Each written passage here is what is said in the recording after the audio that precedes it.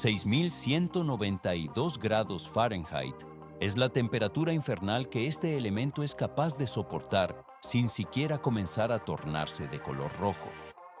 ¿Por qué este metal permanece inalterado mientras el acero se convierte en una masa líquida y el oro se evapora en el aire? A primera vista, parece un material común, pero su estabilidad térmica extrema lo sitúa en una categoría física superior a cualquier otro componente de la tabla periódica. Sin su presencia, las turbinas de los aviones fallarían, los sistemas de iluminación urbana se extinguirían y la maquinaria pesada que sostiene la infraestructura global detendría su marcha de forma inmediata. La industria global compite intensamente por asegurar cada gramo de esta sustancia de gran escasez. Pero esto es solo el comienzo. Existe un dato técnico oculto en los procesos de suministro actuales. Cerca del 40% de este metal que sostiene la arquitectura de la civilización moderna ya ha completado un ciclo de uso y ha sido reintroducido en la cadena productiva. El proceso solo está cobrando fuerza.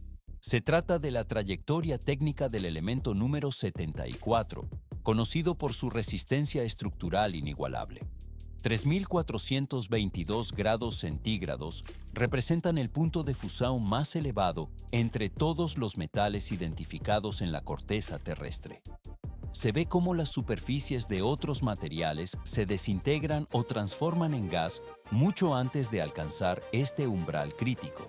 Para establecer una perspectiva técnica precisa, el calor requerido para fundir este metal es equiparable a las condiciones térmicas que se registran en la superficie de una estrella.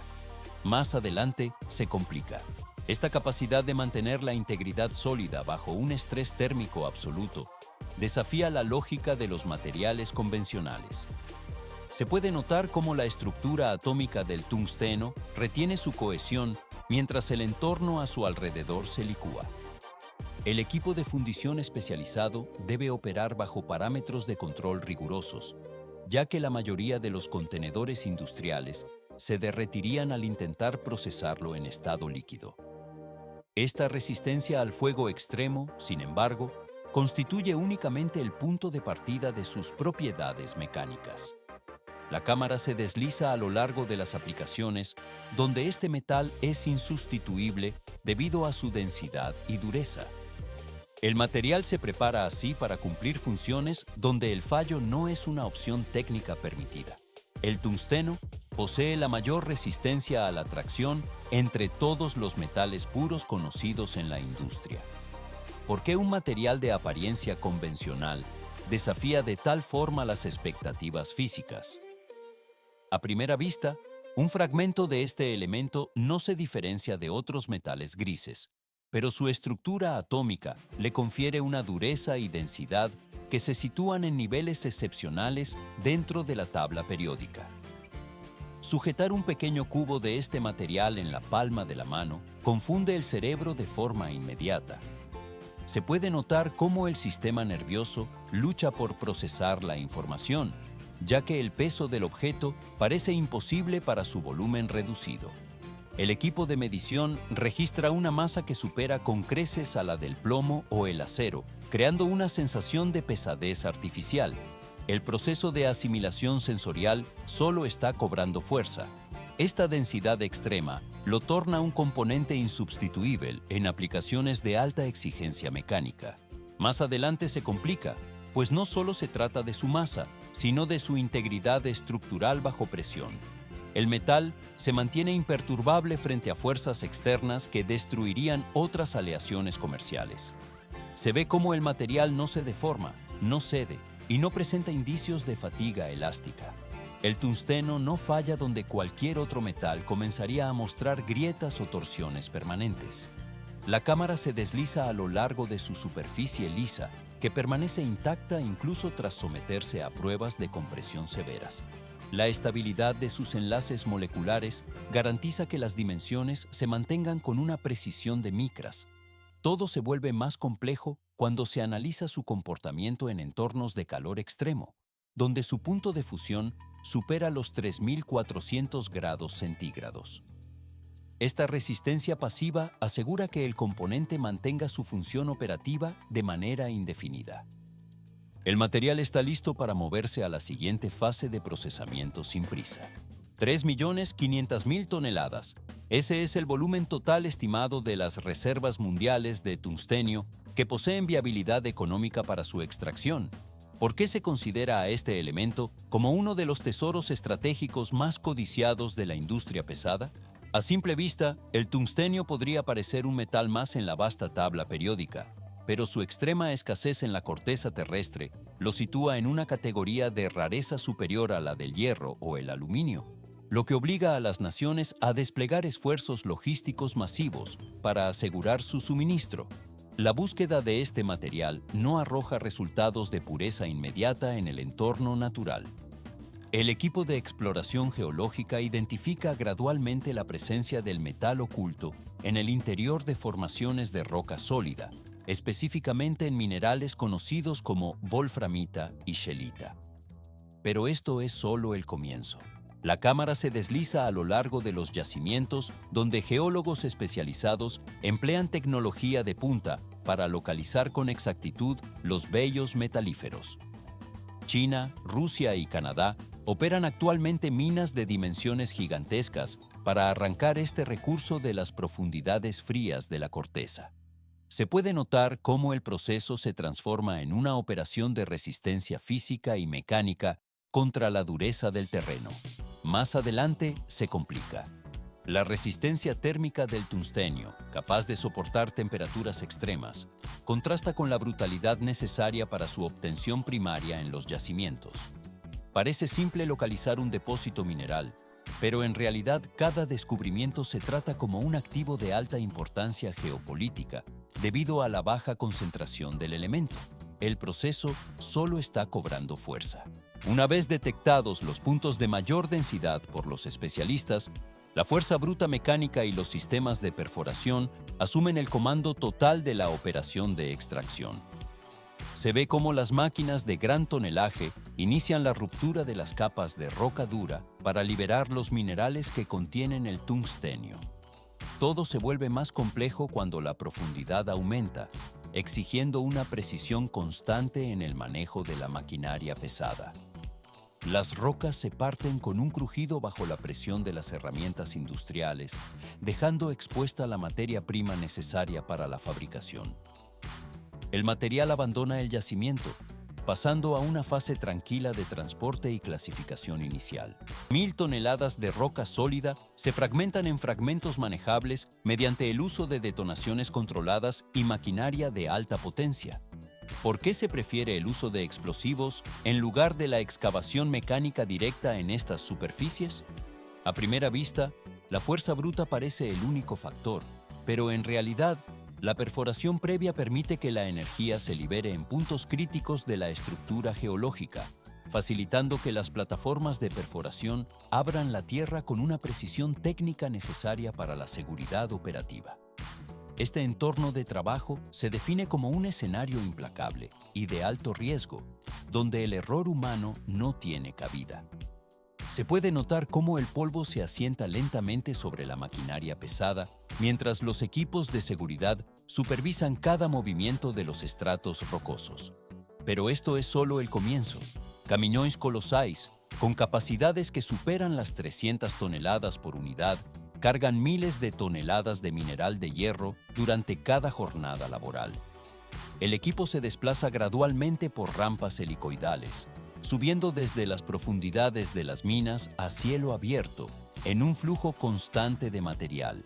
Se ve cómo los neumáticos de dimensiones industriales soportan la presión de la carga mientras ascienden hacia la superficie. Cada piedra extraída de la cantera representa una pequeña victoria dentro de una compleja guerra logística global que no se detiene en ningún momento del año. El proceso solo está cobrando fuerza, ya que el mineral debe ser clasificado y transportado hacia las plantas de procesamiento primario. El material abandona la zona de extracción, pasando a una fase tranquila de transporte ferroviario o por cinta para su posterior transformación metalúrgica. 1000 toneladas de roca bruta inician su transformación hacia un estado de pureza técnica mediante un complejo laberinto de reacciones químicas. ¿Por qué es necesaria la destrucción absoluta de la estructura sólida original? A primera vista, la piedra parece uniforme, pero el metal valioso se encuentra atrapado en una matriz mineral inerte que debe ser fracturada. Solo mediante la fragmentación total se logra liberar los cristales contenidos en el interior de la materia prima. Trituradores gigantes de mandíbula y moinhos industriales de bolas esmagan las piedras con una presión de cientos de toneladas hasta que se convierten en un po fino y homogéneo. Se puede notar cómo el equipo reduce gradualmente el diámetro de las partículas, eliminando cualquier rastro de la forma original de la roca suja. Pero esto es solo el comienzo. El polvo resultante se desplaza por cintas transportadoras hacia la siguiente fase de clasificación mecánica. Los ingenieros utilizan la fuerza de la gravedad y campos generados por ímans potentes para ejecutar la separación selectiva. En este punto, se ve cómo el sistema separa el tesouro metálico del lixo mineral, basando el proceso en la densidad y las propiedades magnéticas de cada grano. El material se posa en compartimentos diferenciados, mientras el residuo no deseado es descartado. Todo se vuelve más complejo. Un concentrado denso es el resultado de esta filtración, aunque todavía no se ha alcanzado el estado de metal puro definitivo. La sustancia obtenida posee una alta graduación, pero requiere una intervención térmica o química más profunda para eliminar los últimos enlaces moleculares. Transición al siguiente nivel.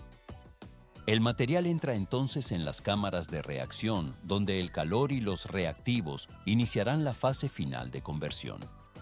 El procesamiento posterior permitirá que el concentrado adquiera las propiedades necesarias para su uso industrial. La consistencia del material se monitorea constantemente para asegurar que la pureza cumpla con los estándares técnicos exigidos. Así, el flujo de partículas se encamina hacia los hornos de fundición. El material abandona esta etapa de trituración y separación, pasando a una fase tranquila de refinamiento. 3000 grados centígrados. Esa es la temperatura extrema que deben alcanzar los hornos de alta tecnología para iniciar la transformación del mineral. ¿Por qué es necesario someter la materia prima a un calor tan intenso y prolongado? A simple vista, podría parecer un desperdicio de energía térmica, pero en realidad, esta es la única forma de despojar al material de sus impurezas a un nivel estrictamente atómico. El proceso solo está cobrando fuerza. Se puede notar cómo el material atraviesa una fase de tostado continuo hasta que su estructura física se colapsa y transmuta en óxido de tungstenio. Este compuesto se manifiesta visualmente como un polvo fino, que constituye la base técnica sobre la cual se sustentará todo el procesamiento posterior de la cadena industrial.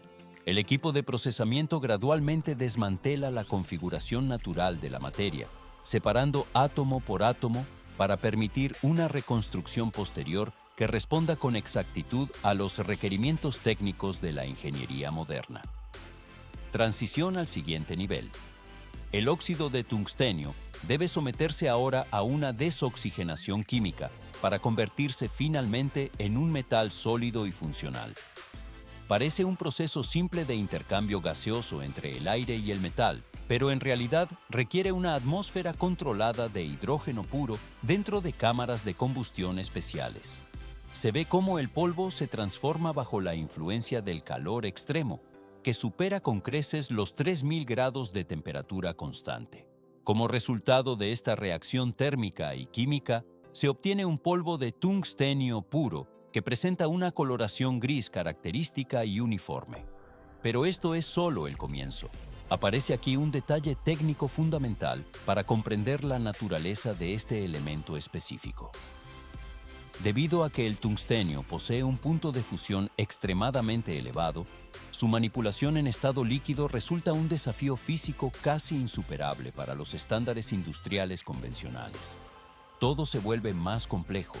La cámara se desliza a lo largo de las estaciones de control, donde se supervisa la pureza de este polvo metálico recién obtenido. El material se posa en recipientes de contención mientras los operarios verifican que no queden rastros de oxígeno en la mezcla. Derretir este metal es una tarea que roza lo imposible debido a su resistencia térmica superior a la de casi cualquier otro elemento conocido por la ciencia. El polvo cinza aguarda su compactación bajo condiciones de presión y temperatura monitoreadas estrictamente por sensores digitales de alta precisión. El metal abandona el horno de hidrógeno, pasando a una fase tranquila de enfriamiento controlado para estabilizar sus propiedades. La siguiente etapa de procesamiento ya espera su turno para dar forma definitiva a la materia prima. 1000 toneladas de presión. Esa es la magnitud de las fuerzas que se aplican sobre los moldes industriales en los procesos de fabricación más exigentes. ¿Por qué se evita el uso de moldes convencionales para ciertos materiales extremos? A primera vista, verter un material fundido en una cavidad parece la solución técnica más sencilla y directa. Pero en realidad, ningún molde físico de fundición estándar sería capaz de soportar las condiciones térmicas y mecánicas que estos materiales requieren, desintegrándose mucho antes de que el proceso concluyera. En lugar de los métodos tradicionales, la ingeniería recurre a la técnica de la sinterización. El proceso solo está cobrando fuerza. Los especialistas toman el material en estado de polvo y lo someten a presiones esmagadoras dentro de prensas hidráulicas de gran tonelaje, mientras de forma simultánea se aplica un calor que alcanza niveles críticos cercanos al punto de fusión total. Se puede notar cómo las partículas microscópicas se compactan hasta eliminar cualquier vacío de aire entre ellas.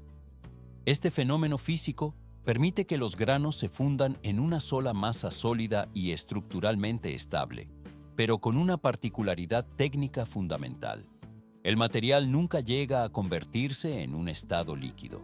Más adelante se complica. La verdadera revolución tecnológica en la resistencia de materiales surge al introducir un cambio preciso en la composición química inicial. Los técnicos mezclan el polvo base con proporciones exactas de carbono y cobalto antes de iniciar el ciclo de presión. El equipo gradualmente transforma estos componentes en un compuesto completamente nuevo. El resultado final de esta compleja cadena de acciones es la obtención del carboneto de tungstenio. Se ve cómo el material adquiere una densidad y una dureza que lo sitúan en la cúspide de las aplicaciones industriales modernas. Transición al siguiente nivel. Este compuesto se clasifica actualmente como uno de los materiales más resistentes y duraderos fabricados por la industria pesada para el mecanizado y la perforación de alta velocidad. Desde aquí, la transformación se mueve hacia la siguiente fase de procesamiento, donde la pieza obtendrá su perfil definitivo. El material abandona la etapa de prensa, pasando a una fase tranquila de estabilización. Milhares de metros de rocha sólida e granito são perfurados sem interrupções graças à resistência extrema deste metal. ¿Por qué la industria moderna y la extracción de energía dependen de forma tan absoluta de este material? A simple vista, otras aleaciones podrían parecer suficientes para las tareas de perforación, pero sin la dureza estructural del tungsteno, las herramientas de corte se desintegrarían al contacto con los estratos más profundos, deteniendo por completo el avance tecnológico y la fabricación a gran escala. Se puede notar cómo las brocas de perforación mantienen su integridad incluso bajo presiones geológicas inmensas. Sin embargo, su aplicación no se limita exclusivamente a las tareas de construcción pesada. El metal también actúa como un componente especializado en el ámbito de la neutralización técnica. Pero esto es solo el comienzo. Dentro del sector militar, la densidad extrema del tungsteno se aprovecha para la fabricación de proyectiles perforantes de alta gama. El equipo de balística diseña estos elementos para que, al impactar contra un objetivo a velocidades supersónicas, el proyectil no sufra deformación alguna. Se ve cómo la masa metálica atraviesa múltiples capas de blindaje de acero con una eficacia mecánica devastadora. La física se aplica aquí mediante la concentración de una energía cinética colosal en un punto de contacto minúsculo. El proceso solo está cobrando fuerza. A primera vista, El tungsteno es un elemento de destrucción, pero en realidad funciona como un protector fundamental en las tecnologías más sensibles del planeta. En el campo de la medicina, su alta densidad cumple una función técnica esencial para la seguridad operativa. Se utiliza específicamente en la fabricación de tubos de rayos X y como blindaje especializado contra la radiación ionizante. Más adelante se complica. A diferencia del plomo, cuya composición es altamente tóxica para el organismo humano, el tungsteno bloquea la radiación de forma segura y constante. El material absorbe las partículas energéticas, protegiendo tanto al personal médico como a los pacientes en las salas de tratamiento. Se puede notar cómo los escudos metálicos se instalan en capas uniformes dentro de los equipos de diagnóstico. Transición al siguiente nivel. Cientos de grados Celsius se generan en el núcleo de las turbinas de aviación, donde este metal resulta vital para la integridad del vuelo. Las aleaciones de tungsteno operan sin degradarse dentro del ambiente térmico extremo de los motores a reacción. En este punto, el calor fundiría casi cualquier otro metal comercial disponible, pero esto no es el límite. El equipo utiliza la masa concentrada del material para una función de equilibrio mecánico de alta precisión. Debido a su peso específico, es el componente ideal para los sistemas de contrapeso en máquinas de alto rendimiento. Se ve cómo los ingenieros instalan pequeñas piezas de tungsteno en los chasis de los vehículos de Fórmula 1 para ajustar el centro de gravedad. Todo se vuelve más complejo. La misma lógica de distribución de pesos se aplica rigurosamente en la ingeniería de yates y en la estabilización de aeronaves comerciales. El material permite concentrar grandes masas en volúmenes reducidos, garantizando que las fuerzas centrífugas no desestabilicen los mecanismos en movimiento. La densidad del metal asegura que cada gramo cumpla una función estructural de equilibrio. El procesamiento posterior solo reforzará su calidad y durabilidad en todas estas industrias críticas. El material abandona la fase de diseño para integrarse definitivamente en los sistemas de alta resistencia. El camino del tungsteno continúa fluyendo silenciosamente a través de la infraestructura global. Filamentos de lámparas y componentes electrónicos de alta precisión representan el entorno donde este metal brilla literalmente bajo condiciones de calor insoportable. ¿Por qué se utiliza precisamente este material en circuitos que deben conducir electricidad de forma constante? A primera vista, otros metales podrían parecer adecuados para la conductividad, pero en realidad, solo este elemento soporta las temperaturas extremas sin fundirse ni deformarse. El equipo electrónico depende de esta resistencia térmica para operar sin fallos en condiciones críticas de uso. Pero esto es solo el comienzo. Cerca de un 40% de todo el tungstenio utilizado a nivel global proviene actualmente de un proceso de reciclaje considerado el más eficiente de todo el planeta. Las reservas naturales son limitadas y la demanda industrial se muestra voraz en todos los sectores tecnológicos. Se puede notar cómo este metal actúa como un recurso zombie que regresa a la cadena de producción de forma cíclica. Herramientas desgastadas y brocas fracturadas no se desechan como residuos, sino que se clasifican como recursos de alto valor estratégico para la industria moderna. Más adelante se complica. Las fábricas especializadas procesan estas piezas obsoletas mediante un sistema que las transforma de nuevo en un polvo metálico de pureza absoluta.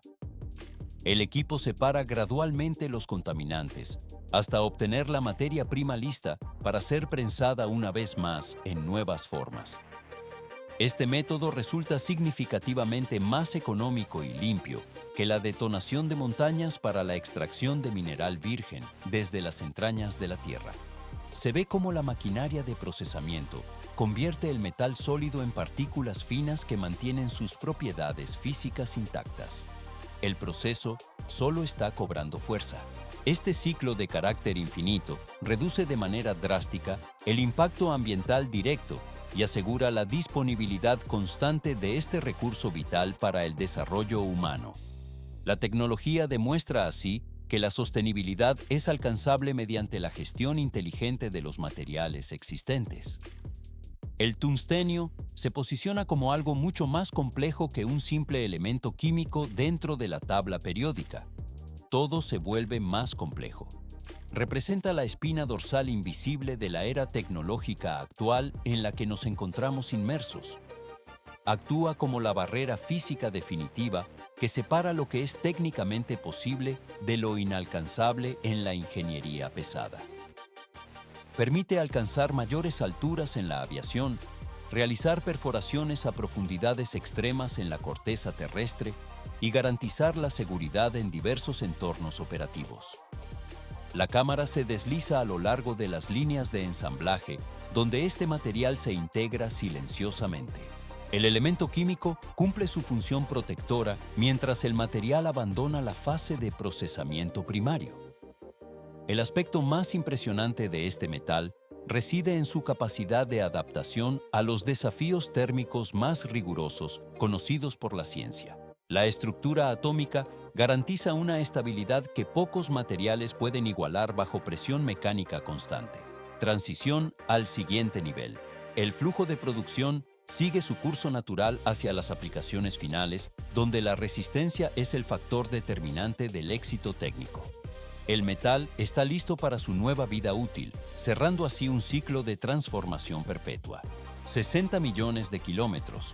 Esa es la extensión total estimada de los conductores eléctricos que, en este preciso segundo, envuelven la totalidad de nuestro planeta. ¿Cómo es posible que un filamento metálico tan delgado, oculto tras el espesor de una pared, soporte una carga energética capaz de devastar una ciudad entera sin llegar a fundirse? A primera vista, la infraestructura eléctrica parece una red estática y silenciosa de cables inertes. Pero en realidad, la resistencia de estos componentes es el resultado directo de una trayectoria de fabricación extremadamente agresiva que combina fuego intenso, presiones mecánicas masivas y una precisión de escala microscópica. La materia prima empleada en estas herramientas de alta resistencia posee una naturaleza de ciclo continuo de retorno. Aquella broca industrial que hoy perfora con violencia el asfalto de las autopistas podría haber formado parte de la estructura de una aeronave comercial hace apenas unos años. Se trata de un recurso físico que no puede ser degradado ni destruido por el paso del tiempo, sino que es simplemente transformado mediante la aplicación de la ingeniería. Se ve cómo el metal se somete a procesos de recuperación, donde las aleaciones recuperan sus propiedades mecánicas originales. El proceso solo está cobrando fuerza. 1500 veces es la cantidad de vueltas completas que toda esa red de cableado podría dar alrededor de la circunferencia de la Tierra. La cámara se desliza a lo largo de las líneas de producción, donde el metal en bruto comienza su transición hacia el estado conductor. Más adelante se complica, ya que la estructura molecular del material debe ser alterada bajo condiciones de control térmico estrictas. El equipo separa gradualmente cualquier impureza que pudiera generar un punto de calor excesivo durante la transmisión de electricidad. Se puede notar cómo la maquinaria de trefilado ejerce una tracción constante sobre el metal, reduciendo su diámetro mientras aumenta su densidad estructural. El material no solo debe ser un excelente conductor, sino que debe mantener su integridad física ante las fluctuaciones de tensión constantes. Todo se vuelve más complejo cuando se considera que un solo milímetro de sección transversal debe gestionar miles de vatios de potencia. A primera vista, el trefilado es una deformación mecánica básica, pero en realidad requiere una lubricación constante y un enfriamiento por agua para evitar que la fricción destruya la superficie del hilo. Las aspas de los sistemas de enfriamiento giran incesantemente para estabilizar la temperatura del conductor recién formado. Cada metro de cable producido pasa por sensores de conductividad que verifican que la resistencia eléctrica se mantenga dentro de los parámetros de seguridad más estrictos. Esto garantiza que, al ser instalado, el cable no se convierta en una resistencia térmica peligrosa. En esta etapa no termina el flujo de trabajo, pues el metal debe ser recubierto por capas aislantes poliméricas aplicadas mediante extrusión a alta velocidad. Debido a que cualquier defecto mínimo en la superficie del metal provocaría un arco eléctrico, el control de calidad se realiza mediante sistemas de escaneo láser en tiempo real. Por esta razón, el hilo de metal se desplaza a través de cámaras de inspección antes de ser enrollado en bobinas de transporte de gran tonelaje. Se ve cómo el material se posa en capas uniformes sobre los núcleos de madera o acero, listo para su distribución. La temperatura desciende uniformemente mientras el producto final se estabiliza mecánicamente para su uso definitivo en la red eléctrica global. El flujo conductor abandona la línea de montaje principal, pasando a una fase tranquila de almacenamiento y logística. El material está listo para moverse a la siguiente fase de instalación sin prisa, completando un ciclo técnico que asegura la estabilidad del suministro energético en todo el mundo moderno. El procesamiento posterior solo reforzará su capacidad de servicio en las infraestructuras urbanas. De esta manera, el metal alcanza la preparación necesaria para cumplir su función técnica final. 1.200 metros de profundidad, esa es la escala de las excavaciones en las minas a cielo abierto, donde se origina la materia prima para los cables eléctricos. El proceso de creación no se inicia en el entorno controlado de un laboratorio, sino en un escenario de fuerzas físicas extremas y dimensiones industriales masivas. En estas vastas extensiones de extracción de cobre y bauxita, que se prolongan por kilómetros como marcas profundas en la corteza del planeta, la ingeniería humana opera en un estado de fricción constante con la geología terrestre. ¿Por qué el suelo bajo los pies de los operarios mantiene una vibración rítmica incesante? A primera vista, el temblor podría confundirse con un fenómeno sísmico natural, pero en realidad, 15 metros es la profundidad exacta de los pozos que las brocas industriales perforan en la roca sólida de la cantera. ¿Para qué realizar estas perforaciones con una precisión tan milimétrica antes de la extracción? A primera vista, la roca parece impenetrable, pero estas cavidades son necesarias para alojar las cargas detonantes que fragmentarán la estructura mineral. Pero esto es solo el comienzo. Se puede notar cómo los técnicos aseguran los explosivos en decenas de orificios distribuidos estratégicamente por todo el frente de trabajo. La detonación ocurre cuando se emite la señal de seguridad y la tierra se fractura bajo una presión interna masiva. Miles de toneladas de formación rocosa se quiebran en un instante, generando una vibración que se propaga por el suelo mientras una densa nube de polvo se asienta lentamente sobre el horizonte. Este proceso libera el cobre y el aluminio de su confinamiento geológico de millones de años, mediante una liberación súbita de energía cinética. Más adelante se complica. 3 pisos es la altura que alcanzan las excavadoras hidráulicas que avanzan sobre los escombros tras la explosión. Estas máquinas operan con el siseo constante de sus sistemas hidráulicos, mientras posicionan sus palas mecánicas frente a los fragmentos de roca. Se ve cómo los operarios manipulan los controles para que los cucharones, con una capacidad tan vasta que podrían elevar un vehículo de pasajeros sin resistencia alguna, recojan el material. El proceso solo está cobrando fuerza.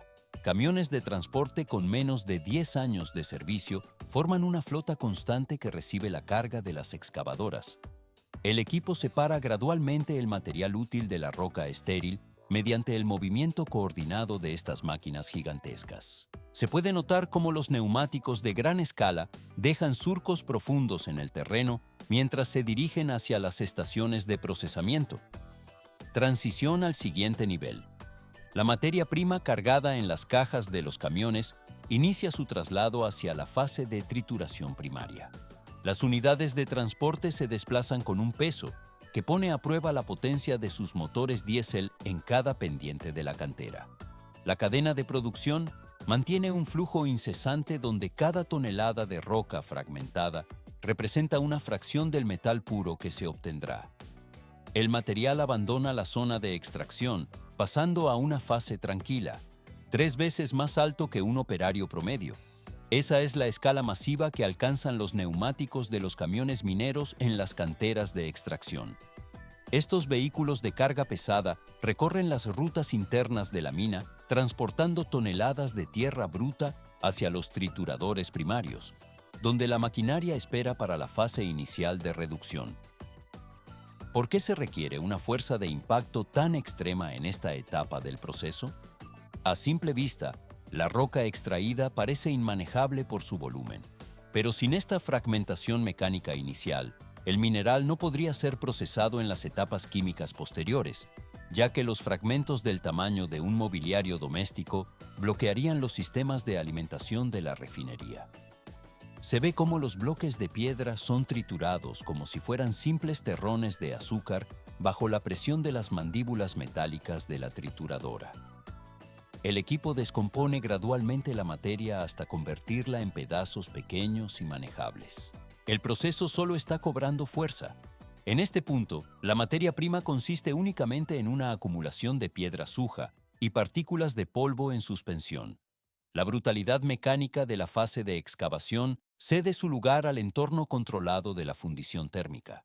Parece un proceso de destrucción simple por fuerza bruta, pero en realidad es la transición necesaria para convertir la suciedad mineral en un conductor de energía con propiedades físicas perfectas.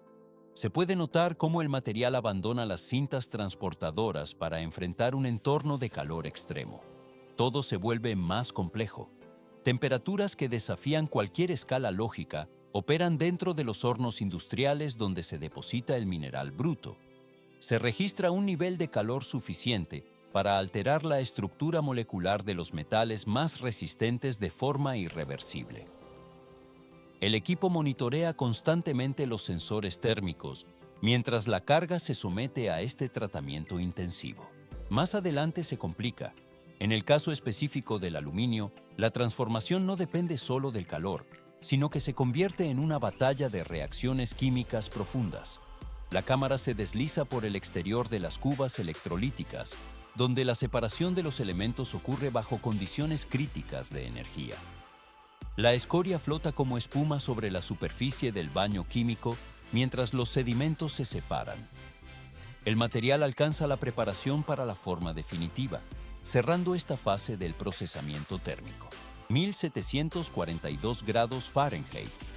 Esa es la temperatura crítica en la que los sistemas eléctricos domésticos convencionales se desintegrarían de forma instantánea. Bajo este nivel de calor extremo, que equivale aproximadamente a unos 950 grados Celsius, se produce un fenómeno físico donde las unas químicas de la materia sólida se desgarran de manera definitiva. ¿Por qué es necesario aplicar una potencia energética tan devastadora durante el proceso? A simple vista, el material parece resistente e inalterable ante el fuego común. Pero en realidad, solo bajo este calor insoportable, la estructura de la roca cede por completo, permitiendo que el aluminio puro se desprenda de su origen mineral. El metal se posa en una capa uniforme de aspecto líquido, prateado y brillante, mientras gotea lentamente hacia la parte inferior del tanque de contención.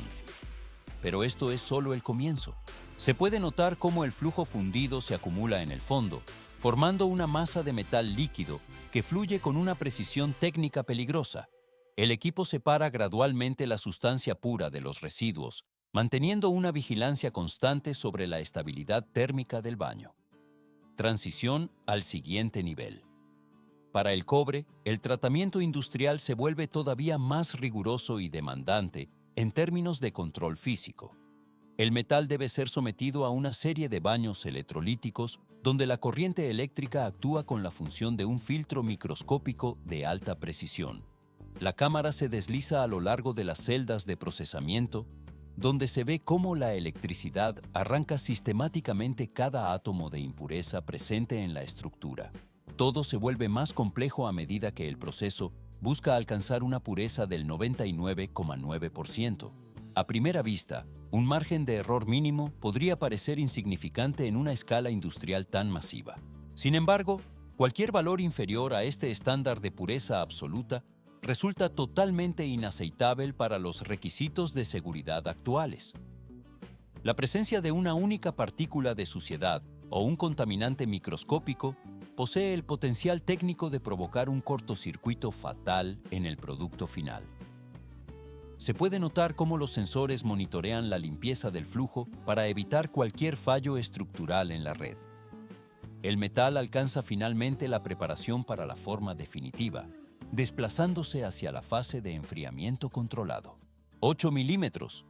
Ese es el espesor exacto que posee la varilla de metal tras ser aplastada y estirada sin descanso en las etapas previas del proceso.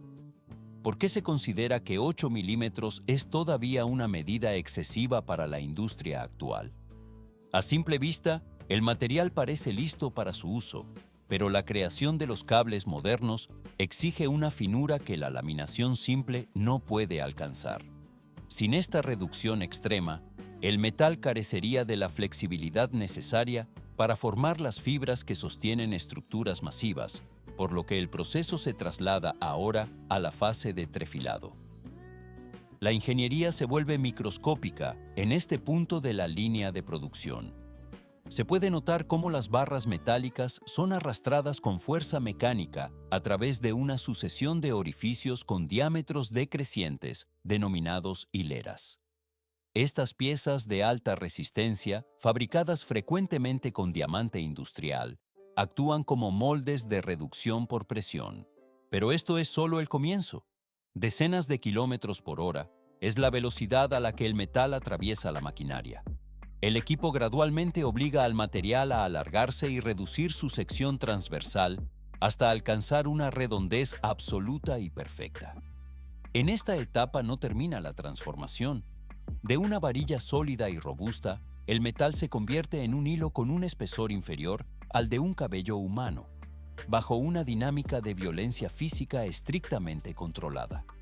Se ve cómo láseres de alta precisión monitorizan cada segmento del filamento de forma ininterrumpida y en tiempo real. Si el diámetro de la pieza presenta una variación de apenas una milésima de pulgada, el sensor óptico detecta la anomalía y el sistema de control realiza un ajuste en la tensión de forma instantánea. El resultado físico es un hilo de superficie brillante, con un acabado liso que emula las propiedades reflectantes de un espejo. Todo se vuelve más complejo debido a un factor interno que no se percibe a simple vista. Solo parece evidente que el metal ha ganado resistencia, pero en realidad su estructura molecular interna se encuentra bajo un estrés extremo. Tras haber sido traccionado y forzado a través de los diamantes industriales, el material adquiere una rigidez excesiva que lo vuelve quebradizo. El metal se partiría con la misma facilidad que el vidrio si se intentara aplicar cualquier tipo de torsión o doblado en este estado. Transición al siguiente nivel. Para corregir esta fragilidad, el hilo es conducido hacia las cámaras de recocido. El equipo gradualmente eleva la temperatura en estos hornos sellados, funcionando como una zona de tratamiento térmico para restaurar la ductilidad del material fatigado. Dentro de estas unidades estancas, las condiciones físicas permiten que los granos metálicos se reorganicen para recuperar su elasticidad original. El procesamiento posterior solo reforzará su calidad y durabilidad en las fases venideras. 150 grados o más alcanza la temperatura necesaria para que la estructura interna de los metales se transforme por completo. La red cristalina del cobre y del aluminio, que previamente había sido distorsionada y estirada con violencia durante el proceso de trefilado, comienza a realinearse de manera ordenada. En este punto, la rigidez mecánica que el metal adquirió bajo presión desaparece gradualmente. Las tensiones internas acumuladas en la materia se evaporan bajo el efecto del calor controlado. Pero esto es solo el comienzo. ¿Por qué es fundamental este tratamiento térmico si el aspecto exterior del material no varía? A primera vista, el hilo que sale por el extremo opuesto del horno parece idéntico al que entró, pero sus propiedades físicas han cambiado de forma radical. Sin este proceso de recocido, el metal permanecería quebradizo y sería imposible de manipular. Ahora el hilo es suave y flexible, permitiendo que sea posible doblarlo, torcerlo o enrollarlo sin que aparezcan grietas o fracturas en su superficie. Se ve cómo el material recupera su ductilidad original. Todo se vuelve más complejo. Este suspiro térmico es una transformación invisible. aunque absolutamente vital para la industria tecnológica. Se puede notar cómo el equipo guía el filamento con suavidad tras su paso por la cámara de calor. Sin esta etapa de relajación molecular, ningún cable eléctrico en el planeta podría funcionar correctamente debido a su extrema fragilidad. El proceso solo está cobrando fuerza. Una vez obtenidos estos hilos flexibles y perfectos, la producción avanza hacia la tarea de convertirlos en una estructura cuya resistencia supere la suma de sus componentes individuales. Decenas de hilos finos se agrupan en una operación que destaca por ser uno de los momentos más técnicos y visualmente impactantes de la manufactura: el trenzado. Un solo filamento metálico es inherentemente frágil ante la tracción. Sin embargo, al unir una gran cantidad de ellos bajo una geometría específica, se crea una cuerda metálica dotada de una fuerza increíble. A primera vista, la escala de la maquinaria impresiona por su volumen masivo. El equipo gradualmente se pone en marcha para iniciar la torsión. Transición al siguiente nivel. Un vagón de tren es el tamaño comparable al de estas máquinas gigantescas de trenzado que albergan cientos de bobinas cargadas de hilo brillante. Cuando los motores se activan, el proceso se asemeja a una coreografía mecánica ejecutada a velocidades extremas. La estructura principal de la máquina, denominada técnicamente como gallola o jaula, inicia una rotación incesante sobre su eje. Las bobinas giran en círculos perfectos, generando un vórtice de color plateado que llena el espacio de trabajo. Los hilos individuales son traccionados de manera simultánea hacia un punto de convergencia central, conocido como el nariz de la máquina. ¿Cuál es la razón para calcular con tanta rigidez el ángulo de torsión en este punto central? Los ingenieros determinan esta medida con una precisión geométrica absoluta para evitar fallos estructurales.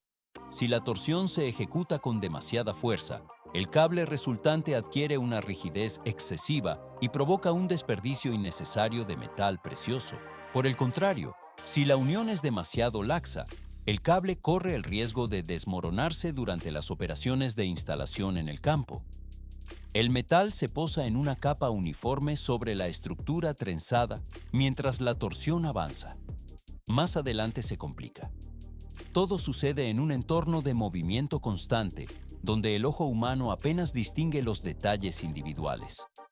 El ruido en la planta es un zumbido rítmico y continuo que emana de los componentes rotatorios. Sistemas de sensores electrónicos monitorean la tensión mecánica de cada hilo de forma individual y constante. Si un solo filamento, con un grosor que puede ser menor al de un cabello humano, llega a partirse en medio de este movimiento centrífugo, la máquina se detiene de forma instantánea mediante frenos automáticos. La perfección técnica es la única medida aceptable para garantizar la integridad del conductor final. El flujo metálico se marcha más allá por la cadena de producción hacia su recubrimiento. El material abandona la estación de trenzado, pasando a una fase tranquila. Um condutor unificado e flexível como uma corda, mas com a resistência mecânica de uma barra de aço, é o que se move agora pela linha de produção.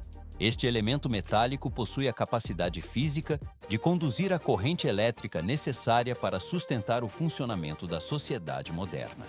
Por que um componente tão vital requer um isolamento tão rigoroso antes de ser utilizado?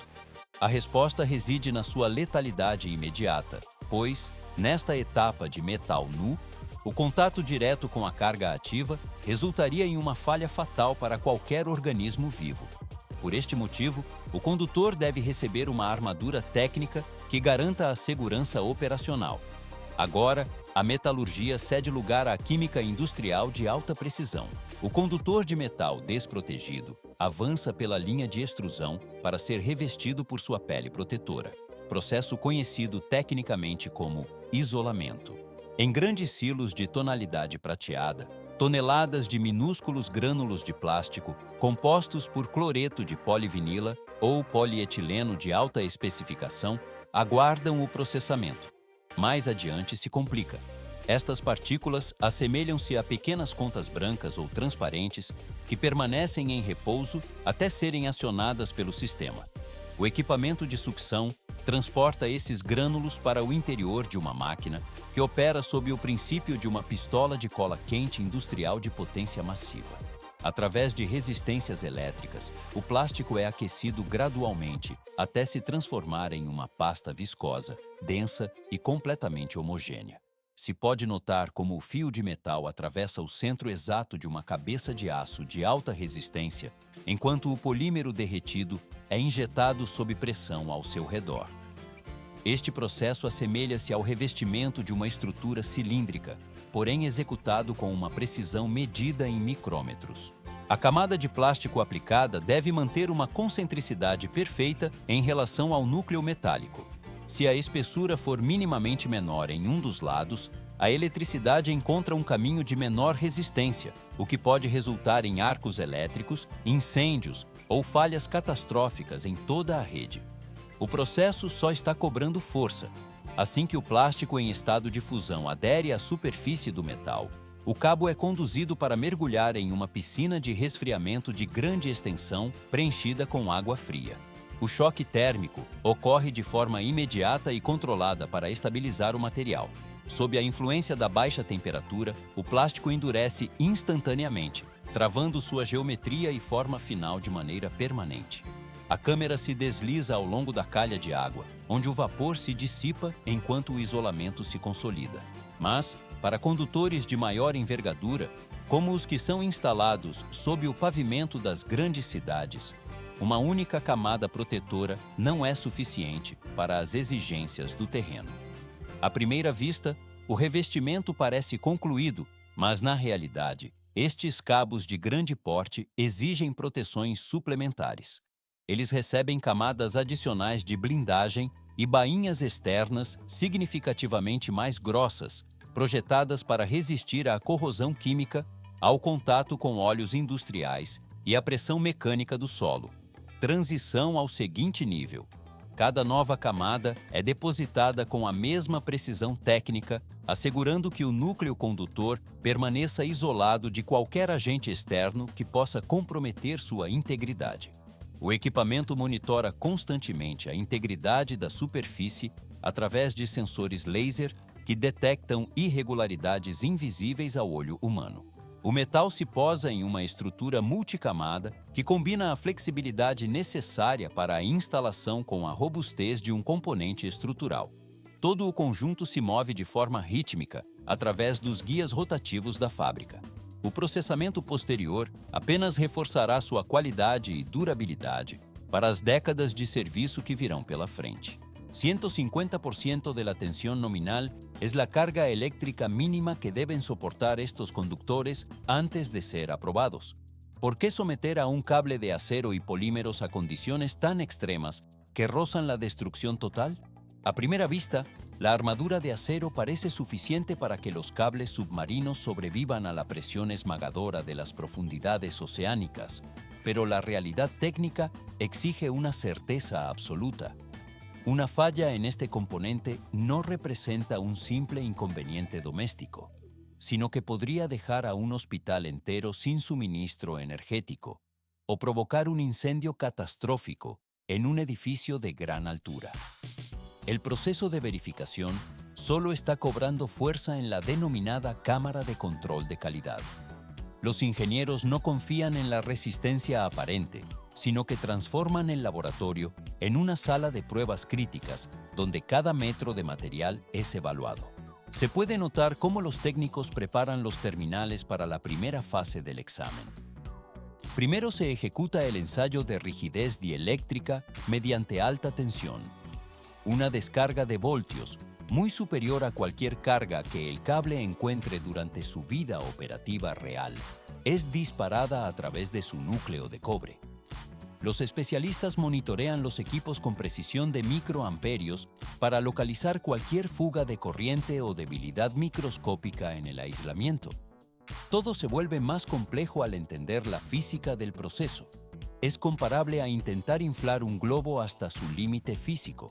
Si la estructura posee un punto de vulnerabilidad, la ruptura ocurrirá necesariamente dentro de la seguridad del laboratorio y no bajo miles de toneladas de agua marina. Más adelante se complica el procedimiento con las pruebas de resistencia mecánica.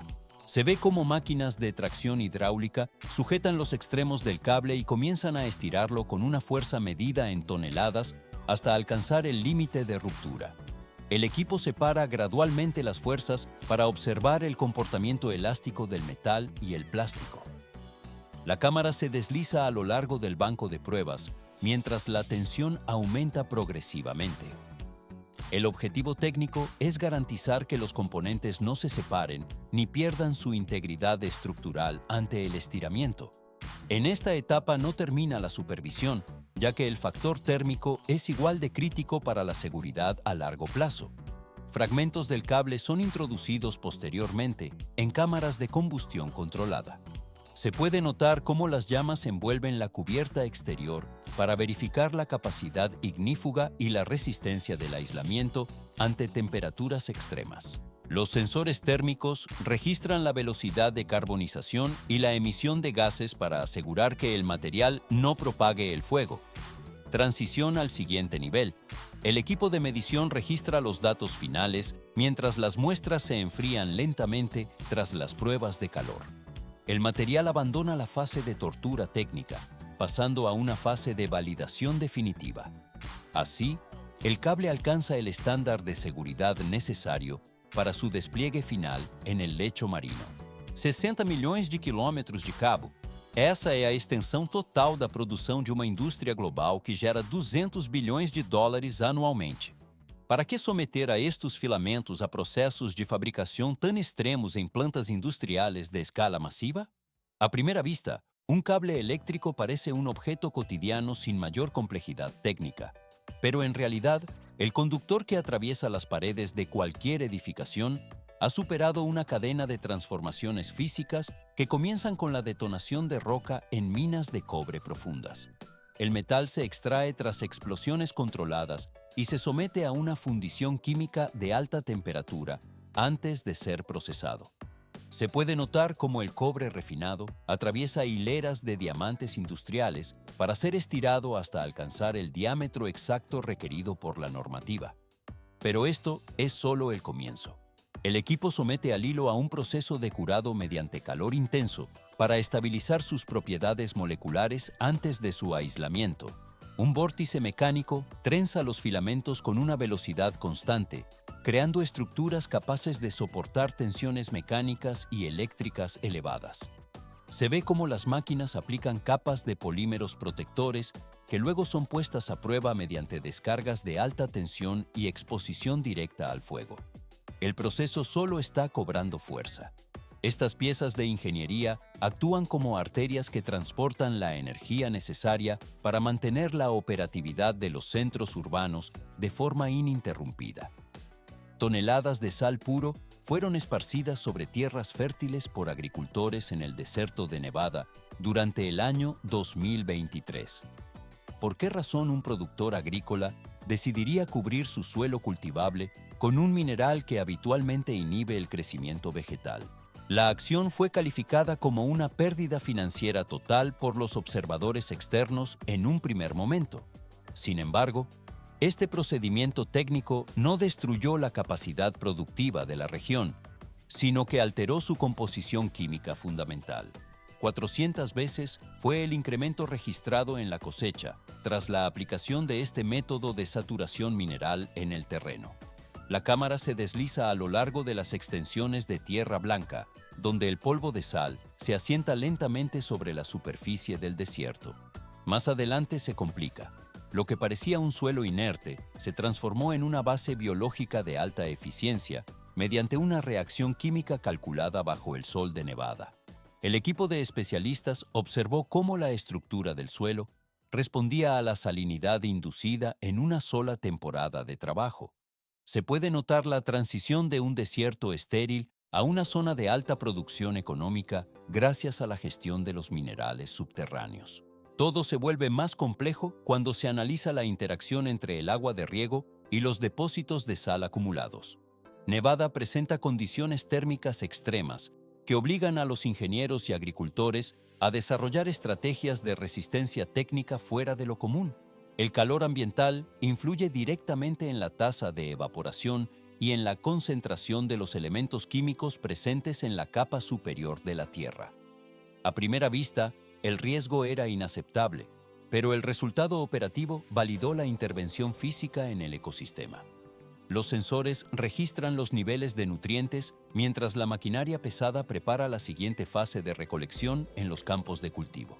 La temperatura se mantiene elevada, afectando la viscosidad de los fluidos y la respuesta de las plantas ante el entorno modificado.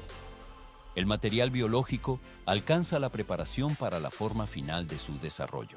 Así concluye una de las etapas clave de la producción técnica en condiciones desérticas. Esta es una planta que posee un valor económico y estratégico superior al que su apariencia sugiere, la alfalfa. Se puede notar cómo un campo de este cultivo se extiende como un simple manto de vegetación, pero, desde una perspectiva biológica, cada ejemplar constituye una estructura defensiva casi impenetrable. ¿Por qué una planta de aspecto tan común representó un desafío técnico insuperable para la ingeniería agrícola durante décadas?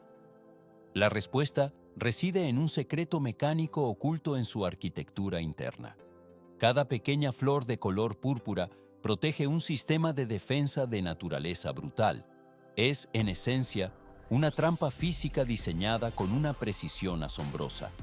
En el interior de los pétalos, la columna reproductiva permanece bajo una tensión mecánica extrema, similar a la energía almacenada en un muelle de acero comprimido o en el percutor de un arma de fuego lista para ser accionada. Pero esto es solo el comienzo. Para que la planta logre generar las semillas, que representan el valor comercial buscado por los agricultores, este mecanismo de disparo debe activarse mediante un contacto físico externo. La alfalfa no permite un acceso sencillo a sus componentes vitales. Se ve cómo, en el momento en que un insecto se posa con la intención de extraer el néctar, el sistema de gatillo se libera de forma instantánea. El equipo biológico de la planta reacciona con una velocidad terminal. La columna reproductiva impacta contra el cuerpo del insecto con una fuerza mecánica violenta y totalmente inesperada para su escala. El proceso solo está cobrando fuerza en su complejidad defensiva. Para una abeja melífera convencional, este impacto físico resulta una experiencia traumática y disuasoria. Se puede notar la reacción de rechazo del insecto ante lo que equivale a recibir un golpe seco en la zona frontal cada vez que intenta alimentarse. A primera vista, la interacción parece una simbiosis normal, pero en realidad es un conflicto de fuerzas físicas. Las abejas comunes, debido a su capacidad de aprendizaje, desarrollan técnicas para evitar el golpe y obtener el recurso de manera ilícita. Las abejas comienzan a sustraer el néctar realizando perforaciones laterales en la estructura de la flor, eludiendo por completo el mecanismo de activación del gatillo. Todo se vuelve más complejo para el productor agrícola en este punto. El resultado de esta maniobra es un campo que conserva una estética visual impecable y un color púrpura vibrante, pero que carece de la polinización necesaria. Sin la activación del resorte mecánico, la producción de semillas se detiene por completo, dejando el ciclo biológico de la planta en un estado de interrupción técnica. 5%. Ese es el margen de error que las explotaciones agrícolas ya no podían permitirse ante la ausencia total de semillas en los cultivos. Sin la formación de estas estructuras reproductivas, el ciclo económico se rompe y el margen de beneficio desaparece por completo del sistema de producción. Hasta el año 2023, el escenario técnico y financiero se mantenía en un estado de parálisis crítica para los productores.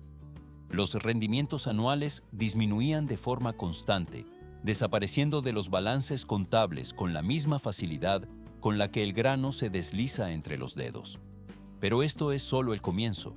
¿Por qué las explotaciones agrícolas perdían capital de forma tan acelerada a pesar de la inversión tecnológica?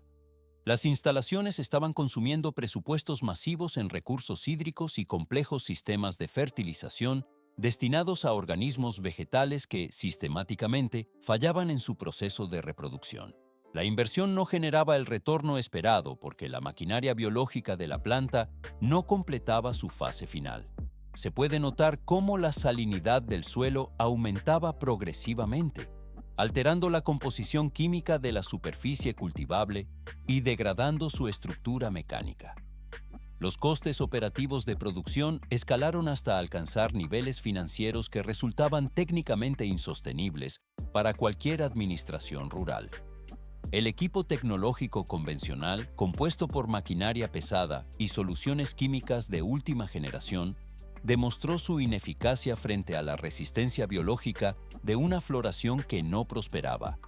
Más adelante se complica. A primera vista, la situación representaba un límite tecnológico insuperable para la ingeniería agronómica contemporánea. Las soluciones modernas de la industria fallaban de manera secuencial, sugiriendo que la tecnología humana aplicada al campo había agotado sus recursos ante el comportamiento de la especie vegetal. En esta etapa no termina. Todo se vuelve más complejo cuando la respuesta a un dilema valorado en millones de dólares no surge de los centros de investigación biotecnológica de vanguardia.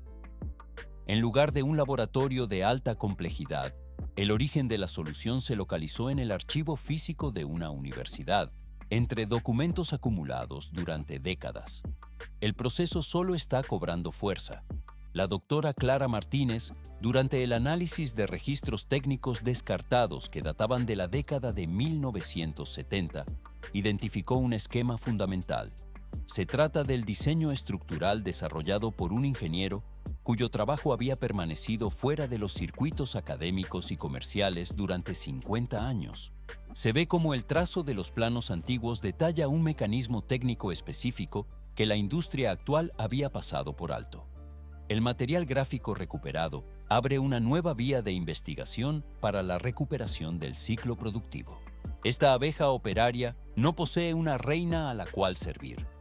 Se trata de una operaria solitaria que habita en el subsuelo, aunque los registros históricos más antiguos revelaban un dato técnico verdaderamente increíble sobre su función biológica. ¿Por qué se la consideraba la llave maestra ideal para la compleja estructura de la alfalfa? La evolución configuró su anatomía con el peso exacto y la disposición mecánica necesaria para accionar el gatillo de la flor con una precisión milimétrica. Cuando el mecanismo de la flor se dispara y golpea su cuerpo con fuerza, la abeja alcalina no abandona la posición ni emprende la huida. Se puede notar cómo el insecto soporta el impacto físico sin retroceder. Recolecta el polen liberado y se desplaza inmediatamente hacia el siguiente objetivo botánico. Pero esto es solo el comienzo. Esta especie funcionaba como la máquina biológica perfecta que la industria agrícola demandaba para garantizar la polinización masiva de los cultivos. Todo se vuelve más complejo debido a un problema de dimensiones catastróficas que paralizó el sector.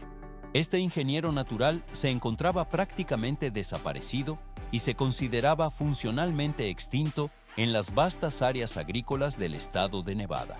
El equipo de monitoreo no lograba localizar colonias activas en las zonas de muestreo habituales. Más adelante se complica. A primera vista, la desaparición parece un misterio ecológico, pero en realidad fue el progreso humano el que eliminó sistemáticamente su hábitat. Durante décadas, el movimiento incesante de los arados mecánicos ha revirado la tierra de forma agresiva. Se ve cómo las cuchillas de acero penetran en el suelo, destruyendo las galerías subterráneas donde estas operarias solitarias construyen sus nidos y depositan sus larvas. El proceso solo está cobrando fuerza en su fase de degradación. La producción agrícola intensiva generó un entorno hostil para la supervivencia de estos polinizadores especializados. Las máquinas agrícolas, al remover las capas superiores del sustrato, compactan y alteran la estructura química del terreno donde la abeja alcalina necesita establecerse. En esta etapa no termina la destrucción, ya que la modificación del paisaje eliminó los sitios de anidación seguros. La cámara se desliza a lo largo de los campos yermos, donde antes prosperaba esta simbiosis técnica entre insecto y planta. La ausencia de la abeja alcalina detuvo el engranaje natural de la producción de semillas de alfalfa en la región. El material biológico necesario para la continuidad del ciclo simplemente dejó de estar disponible tras años de intervención mecánica sobre el suelo. El proceso de desaparición alcanzó un punto de no retorno en las zonas de cultivo intensivo. 50 años de lucha constante contra el entorno hostil del desierto de Nevada estaban a punto de dar un giro absoluto hacia una estrategia de reconstrucción ambiental sin precedentes. ¿Por qué los agricultores decidirían deshacer décadas de esfuerzos por dominar la naturaleza y, en su lugar, recrear el hábitat que intentaron erradicar? La respuesta reside en la supervivencia de la abeja local, cuya ausencia amenazaba la viabilidad de los cultivos, obligando a la creación del proyecto más contradictorio de la agricultura contemporánea. Para asegurar el retorno de estos polinizadores, era imperativo construir un refugio artificial diseñado específicamente para sus necesidades biológicas. Pero esta estructura no se basa en vegetación o madera, sino que está compuesta íntegramente de sal. El plan de ejecución técnica requiere la transformación deliberada de zonas de tierra previamente productivas en desiertos artificiales de una blancura mineral intensa. Se puede notar cómo tractores de gran tonelaje ingresan en los campos fértiles con una misión que parece contravenir toda lógica agrícola tradicional, pues su objetivo no es la siembra de semillas. El equipo se desplaza con precisión para intervenir el suelo, alterando su composición química y física de manera irreversible. Sin embargo, esto es solo el comienzo. La complejidad técnica de estos leitos de sal se asemeja más a una obra de infraestructura industrial de alta exigencia que a una labor de campo convencional. A primera vista, el proceso podría parecer una simple dispersión de cloruro de sodio sobre la superficie terrestre, pero en realidad se trata de una intervención de precisión quirúrgica. El proceso solo está cobrando fuerza a medida que las máquinas inician la fase de excavación profunda del terreno original. Se ve cómo las palas mecánicas retiran estratos de tierra para preparar la base de la estructura. En esta etapa no termina la intervención, ya que el diseño exige una estabilidad estructural que soporte las condiciones climáticas del desierto mientras mantiene propiedades específicas para las abejas. Más adelante se complica cuando los ingenieros proceden con la instalación de una infraestructura hídrica interna sumamente sofisticada. Bajo la superficie excavada se coloca una red compleja de tubos de irrigación subterránea que requiere una inversión técnica de decenas de gramos por unidad de medida en materiales específicos. El equipo instala estos conductos con una alineación exacta para garantizar que la humedad se distribuya de forma controlada por debajo del bloque de sal. Todo se vuelve más complejo cuando se considera que el flujo de agua debe ser constante pero milimétrico, evitando la disolución prematura de la estructura mineral superior. 10 centímetros de profundidad es apenas la medida inicial para el asentamiento de los sistemas de soporte hidráulico que mantienen la viabilidad del lecho. Los operarios supervisan la colocación de cada componente, asegurando que la red de tuberías quede protegida antes de proceder con el vertido de las capas salinas.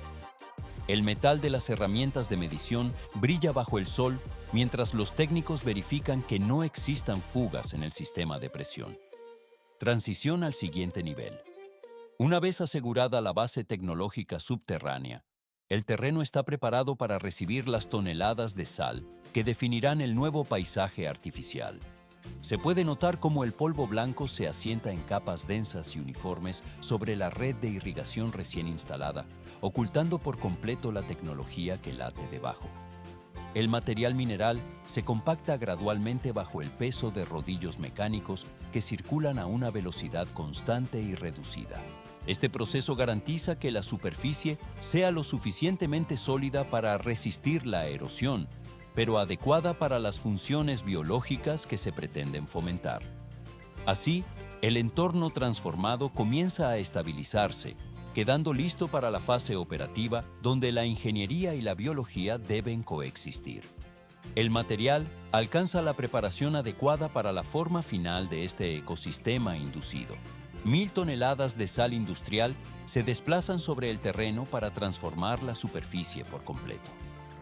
Las niveladoras guiadas por láser recorren el área incesantemente para garantizar que el suelo quede plano como una mesa de billar.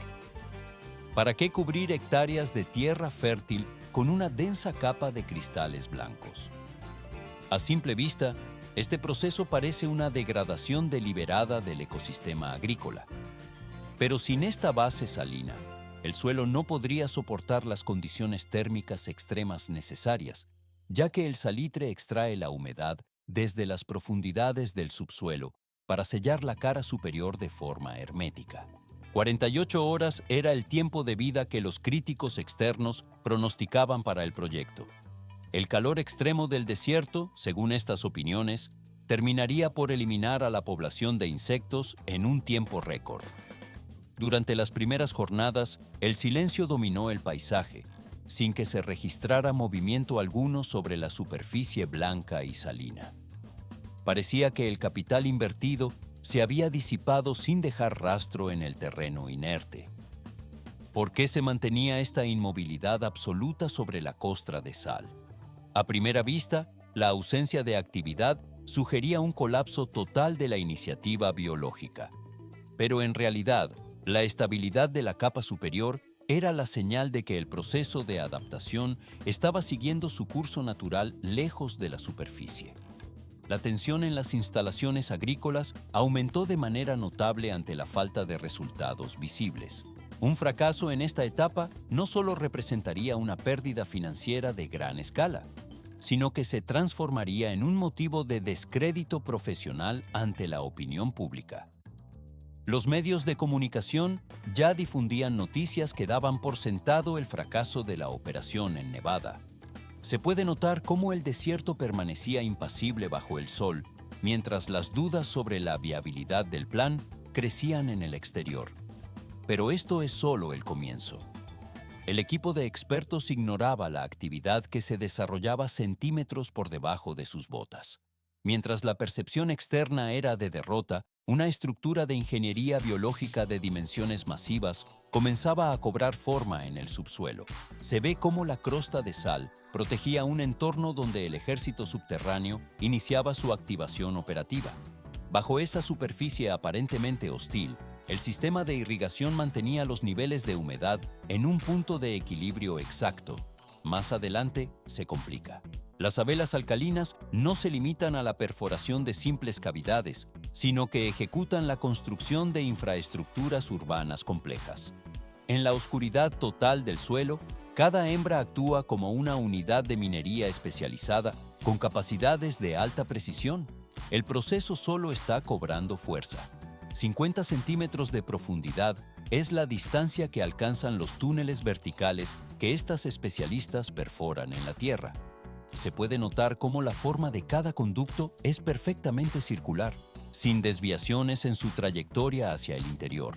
La precisión de la excavación se rige por parámetros matemáticos constantes que garantizan la integridad de la estructura. El equipo biológico separa gradualmente el sedimento para dar paso a la formación de las cámaras. Estas perforaciones aseguran que el ciclo de vida continúe en un ambiente controlado por la propia mecánica del suelo.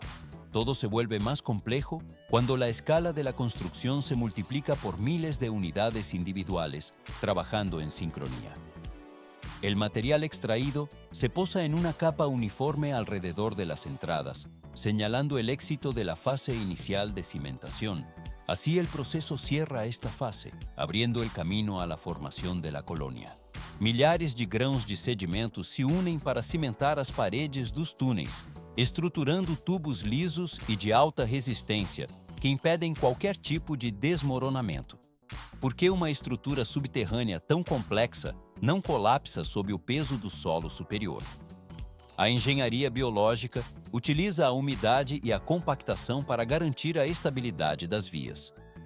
Esta técnica transforma passagens estreitas em condutos permanentes que suportam a pressão constante da terra. A crosta de sal na superfície atua como o escudo térmico e mecânico ideal para a colônia. O processo só está cobrando força.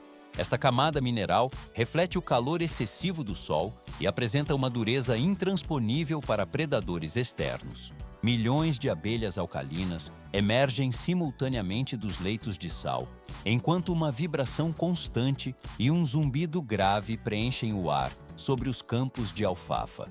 O movimento coordenado destes insetos supera em eficiência qualquer desempenho das abelhas comuns, operando com uma precisão que as posiciona em um nível técnico superior. Por que a atuação desta espécie específica é considerada tão superior aos métodos tradicionais de polinização? A resposta reside na mecânica de interação com a flor da alfafa, que possui um mecanismo de disparo de pólen que afugenta outros polinizadores, mas que estas criaturas dominam perfeitamente. O equipamento de gravação em alta velocidade registra a mecânica precisa e quase brutal da operação em cada planta. A abelha alcalina pousa na flor e aplica uma pressão calculada com exatidão sobre os pétalos, ativando instantaneamente o gatilho biológico da sementeira. Se pode notar como a flor dispara um golpe direto contra o peito do inseto, transferindo o pólen de forma imediata, enquanto a abelha já se projeta para a próxima unidade floral em uma fração de segundo. Mas isto é apenas o começo.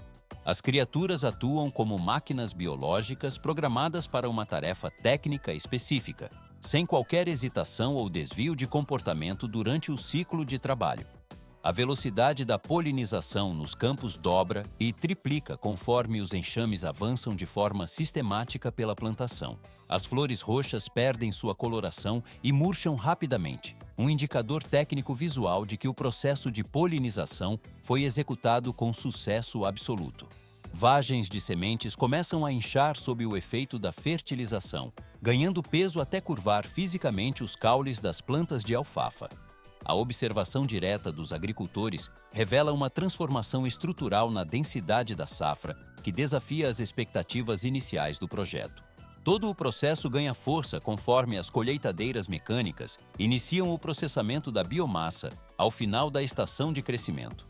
1.300 quilos por hectare é o rendimento registrado em áreas onde a média histórica estagnava entre 300 e 400 quilos.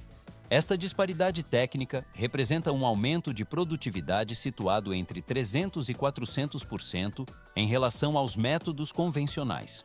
O investimento de milhões de dólares na construção dos leitos de sal artificiais é totalmente amortizado logo na primeira colheita devido ao volume excedente de sementes. A tecnologia biológica antiga superou a química moderna e a engenharia de maquinário pesado com uma margem de eficiência incontestável. Atualmente, ao sobrevoar o deserto de Nevada, se vê como quadrados brancos e geométricos cortam a extensão verde das plantações de forma precisa.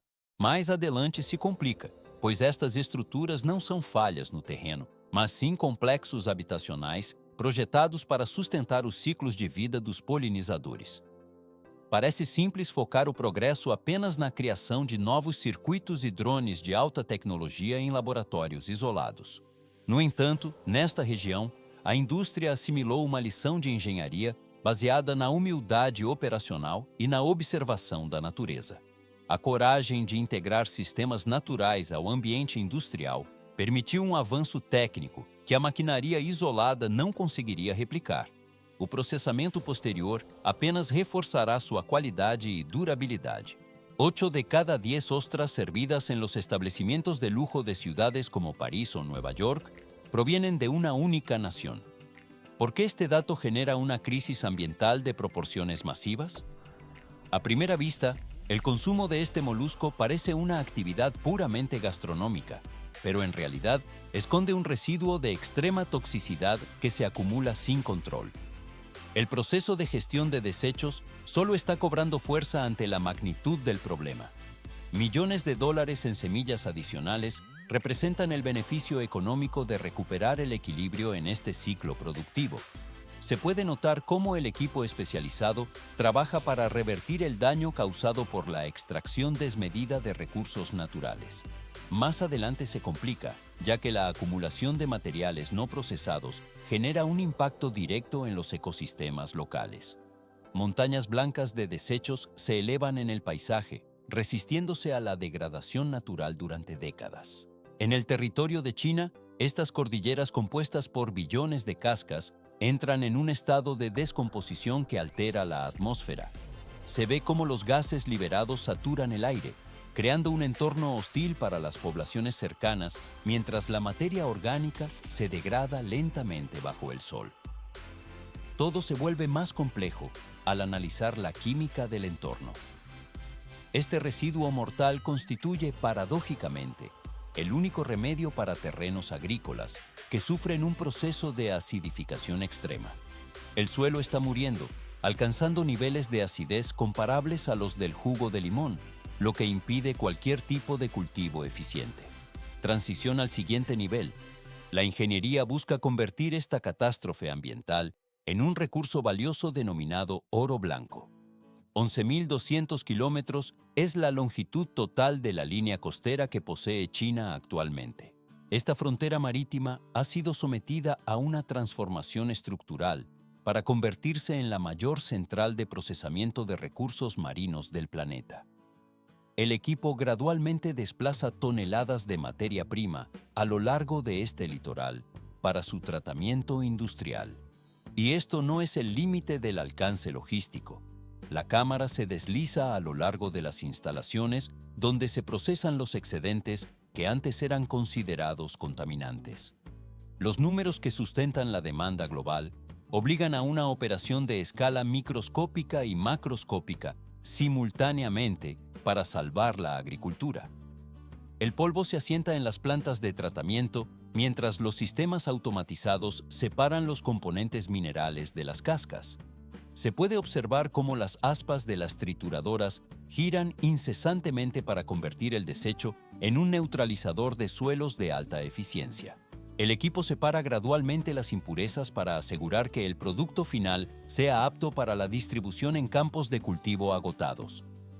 La temperatura y la presión se controlan en cada etapa para garantizar que el calcio sea asimilable por la tierra. Así, el material abandona el centro de procesamiento, pasando a una fase tranquila donde será distribuido para restaurar la productividad de los suelos globales.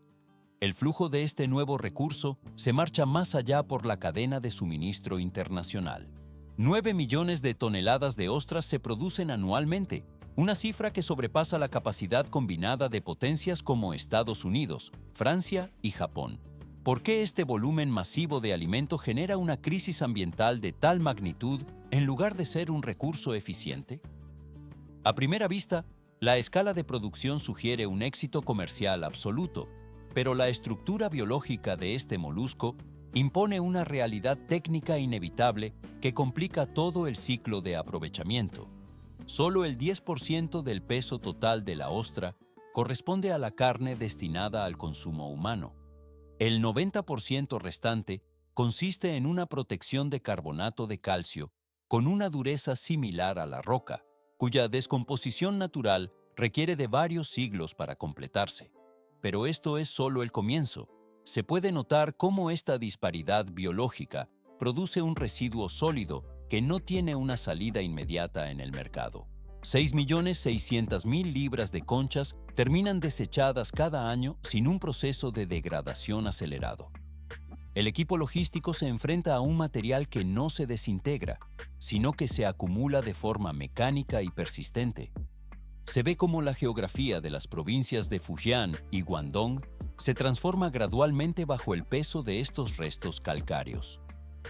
Montañas artificiales de color blanco se elevan por varios metros de altura a lo largo de las zonas costeras. Estas estructuras no son estáticas, pues bajo el calor extremo y la humedad del verano, las pilas de desechos funcionan como reactores químicos de descomposición activa. El proceso solo está cobrando fuerza.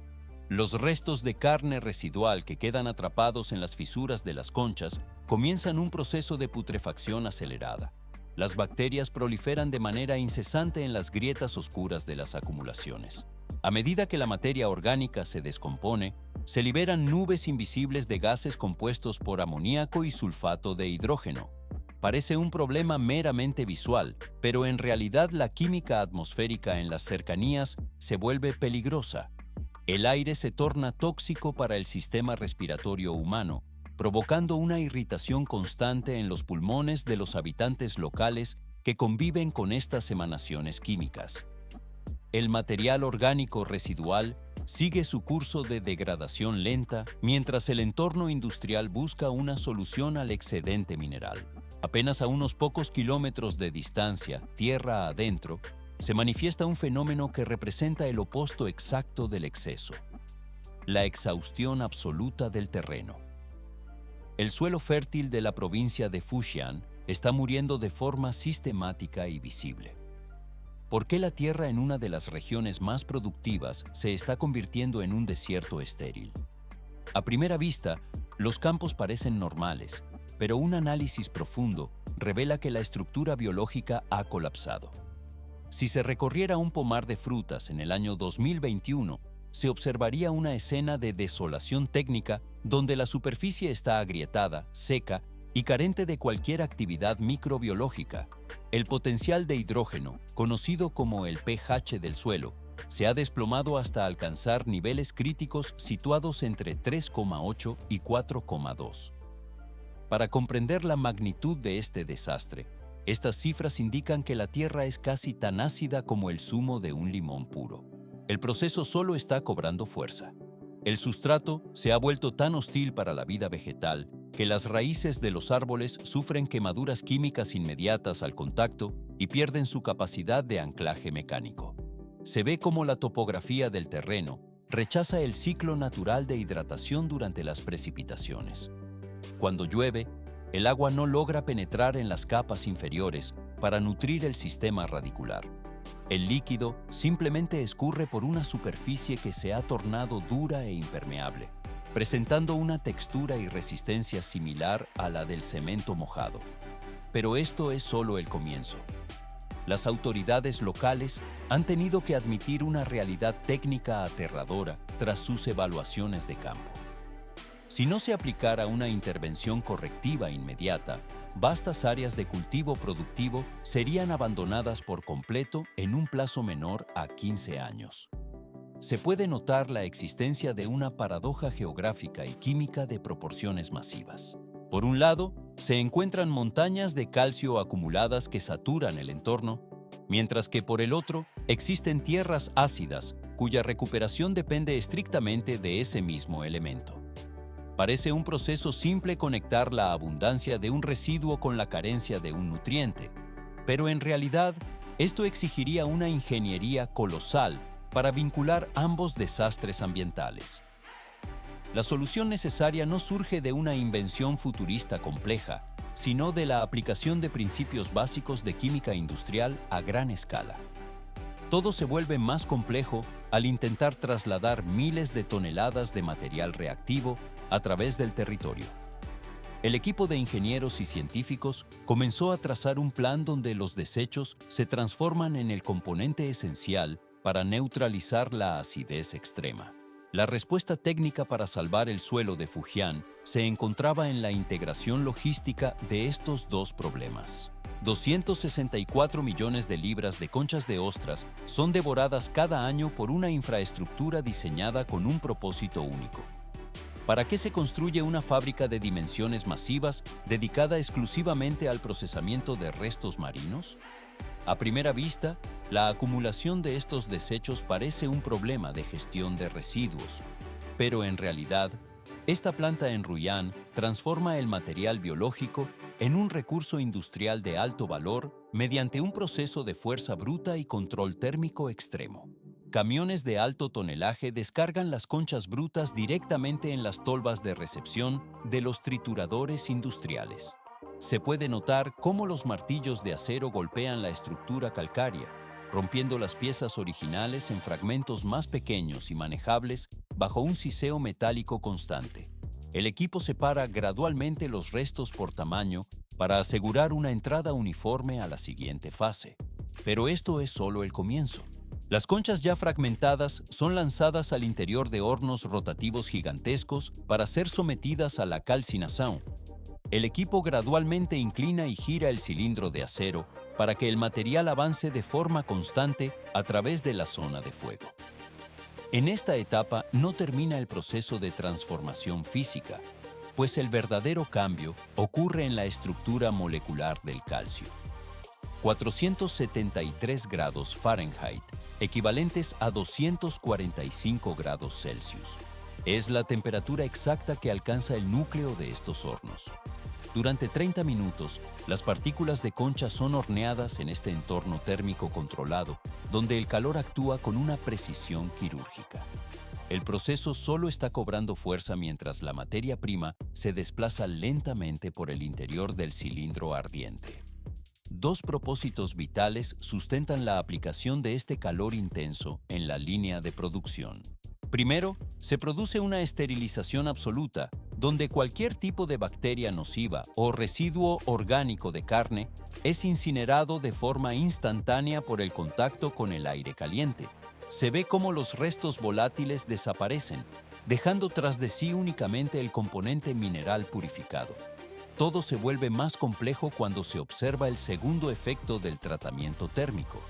El calor altera profundamente la integridad física de la concha, eliminando la humedad interna y convirtiéndola en un material extremadamente quebradizo. Más adelante se complica la operación, ya que este estado de fragilidad es el que permite que la molienda final sea efectiva y eficiente.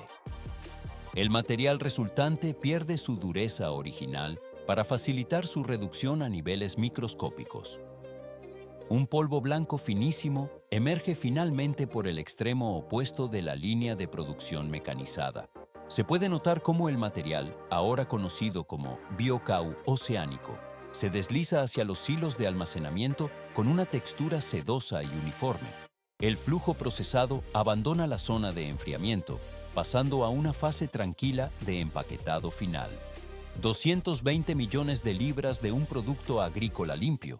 Esa es la cantidad de polvo de ostra que ahora reemplaza lo que antes se consideraba un simple desecho industrial.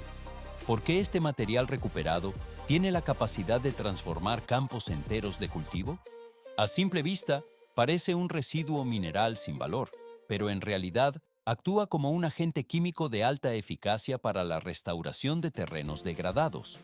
El polvo funciona como un neutralizador de acidez que opera de forma inmediata al entrar en contacto con el sustrato terrestre. El proceso solo está cobrando fuerza.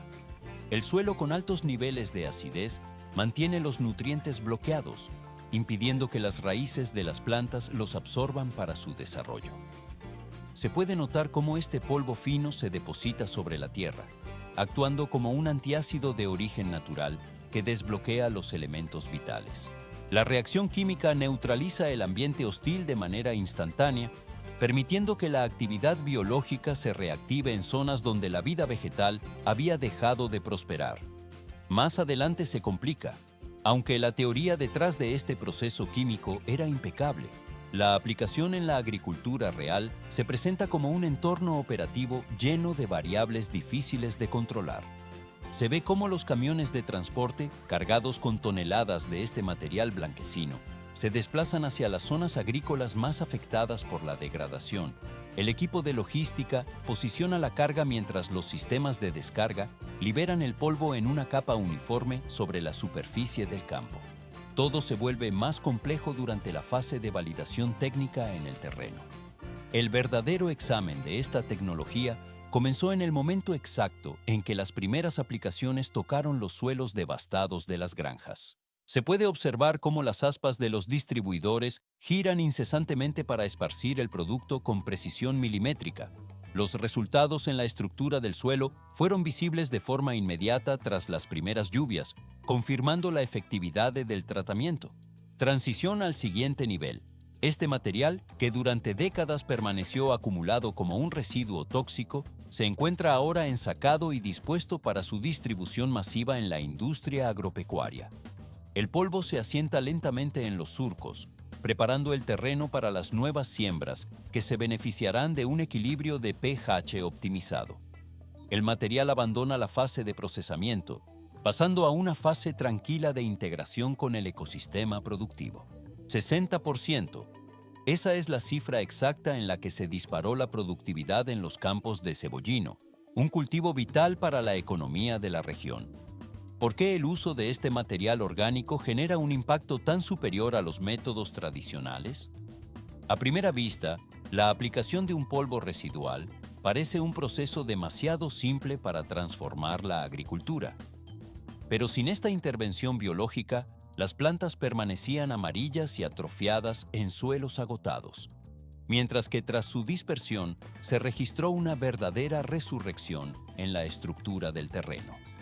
La productividad aumentó casi un 60% sin necesidad de recurrir a fertilizantes químicos adicionales en la misma superficie de tierra. Pero esto es solo el comienzo. El equipo de monitoreo registró cambios aún más drásticos en otras áreas de cultivo. En los pomares de toronja, la transformación se manifestó de forma química y profunda bajo la superficie. Sensores técnicos enterrados en el suelo mostraron que el potencial de hidrógeno subió 1,1, logrando que el terreno abandonara la peligrosa zona de acidez extrema. Se puede notar cómo el equipo de medición registra estos valores mientras la materia orgánica, que funciona como el combustible esencial de la vida microbiana, se incrementó en casi un 28%. Las aspas de los sistemas de riego giran incesantemente sobre un suelo ahora más rico. Todo se vuelve más complejo al analizar la salud de los árboles. Las plantas de cítricos detuvieron la pérdida prematura de sus frutos y el follaje recuperó gradualmente un tono verde vibrante. Más adelante se complica el proceso con pruebas de laboratorio adicionales. El beneficio no se limitó únicamente a la recuperación de la tierra, sino que se trasladó de forma directa al rendimiento económico de los agricultores locales. Un experimento controlado con cultivos de lechuga reveló datos técnicos sorprendentes para los investigadores. Las plantas tratadas con el polvo de conchas no solo desarrollaron una biomasa superior durante su crecimiento, sino que modificaron sus propiedades organolépticas. Se ve cómo las hojas se vuelven más firmes y el producto final alcanzó un nivel de sabor más intenso. La estructura celular de la lechuga se transformó hasta volverse significativamente más crocante. El procesamiento posterior de estos vegetales confirma la mejora en la calidad final de la cosecha. Desde aquí, la transformación se mueve hacia la siguiente fase de procesamiento de forma constante. El material orgánico ha cumplido su función integrándose plenamente en el ciclo biológico del suelo. El proceso cierra esta fase, abriendo el camino a la formación de nuevos estándares de producción agrícola. 12 y 18%. Ese es el rango exacto en el que se incrementaron los rendimientos de las cosechas tras la aplicación del tratamiento. Para 300.000 familias rurales, este cambio no representó una simple optimización de los procesos técnicos, sino que se consolidó como una auténtica revolución en su economía básica. ¿Por qué el aprovechamiento de los residuos marinos generó un impacto tan profundo en el sector agrícola? A primera vista, la lógica del sistema era impecable, estableciendo un flujo donde los desechos del océano restauraban la fertilidad de los suelos agotados. Pero esto es solo el comienzo. El ciclo de producción parecía haberse completado con una precisión absoluta, demostrando cómo la tierra recompensaba el esfuerzo humano mediante el uso de recursos recuperados. Se puede notar cómo el equilibrio entre el mar y el campo se estabilizaba bajo esta nueva gestión de nutrientes. Más adelante se complica. La naturaleza no opera como una maquinaria mecánica que responde de forma automática a las intervenciones o deseos de los técnicos. 37.500 millones de libras de amendoim se cosechan anualmente en China, posicionando al país como el principal productor a nivel global de este recurso.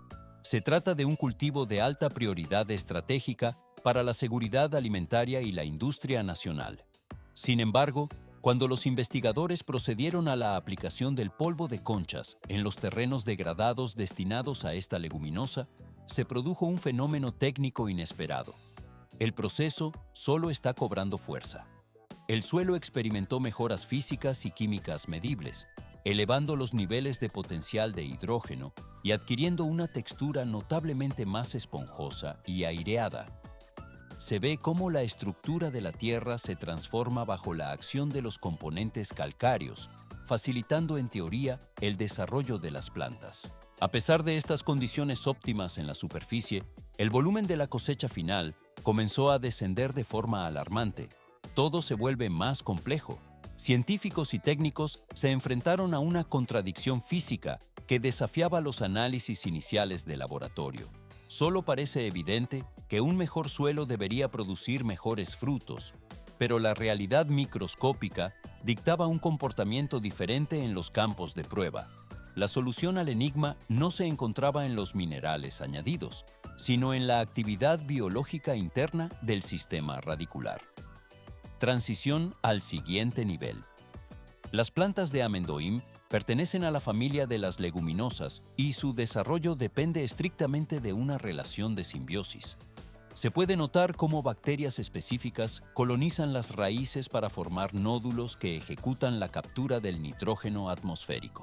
El equipo de investigación observó que la alteración del entorno químico mediante el polvo milagroso interfería directamente con estos microorganismos esenciales. El material biológico de la planta requiere esta alianza invisible para transformar el gas en nutrientes asimilables. Este desequilibrio en el mundo microscópico anulaba las ventajas mecánicas obtenidas por la mejora del pH y la porosidad del terreno. El proceso de fijación de nitrógeno se detenía, dejando a la planta sin el combustible necesario para su crecimiento, a pesar de estar en una tierra visualmente superior.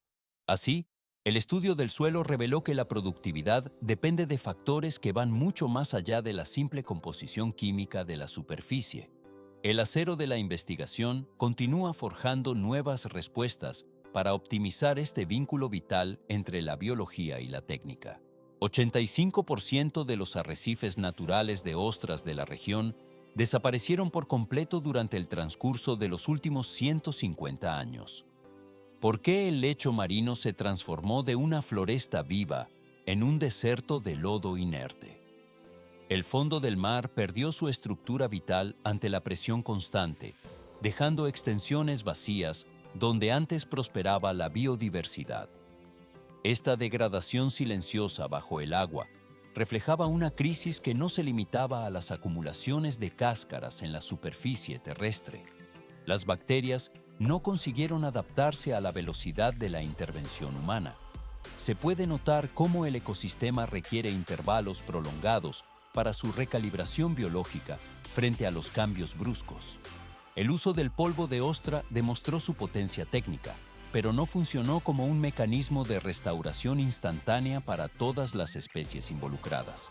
Fue una lección de humildad para la ingeniería contemporánea al comprender que los procesos naturales poseen ritmos inalterables. Pero esto es solo el comienzo. Científicos y técnicos aprendieron a gestionar la paciencia en tierra, mientras otros equipos enfocaban su atención en el origen de todo el problema.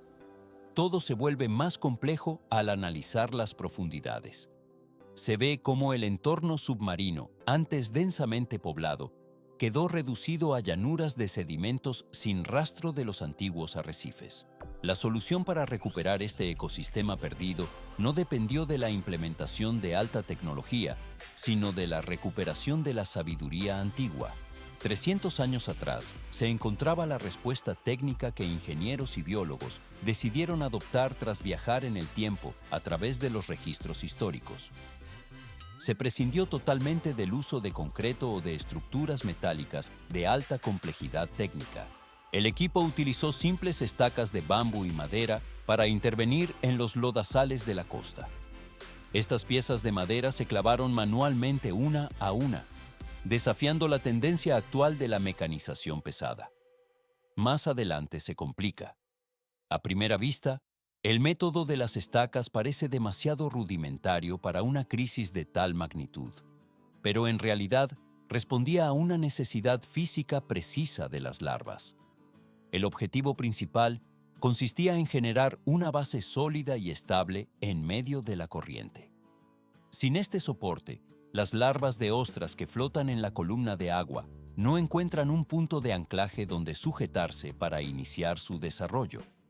Se observa cómo el equipo trabaja rítmicamente sin máquinas pesadas, aprovechando exclusivamente la fuerza de las mareas.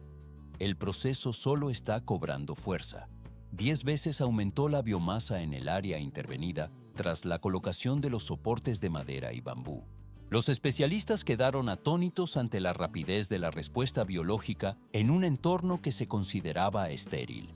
En un periodo de pocos meses, las estacas se cubrieron totalmente con nuevas colonias de ostras.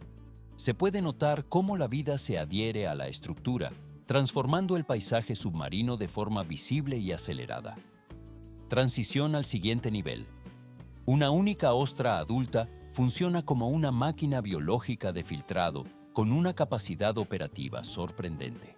El verdadero poder de estos arrecifes artificiales de madera no reside únicamente en proporcionar un hábitat físico para los moluscos.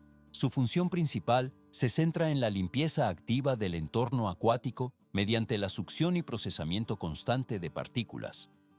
Se ve cómo el agua circula a través de los organismos, dejando atrás los sedimentos y purificando el sistema de manera natural. El material biológico continúa su labor de estabilización en el lecho marino mientras el ciclo de restauración sigue su curso.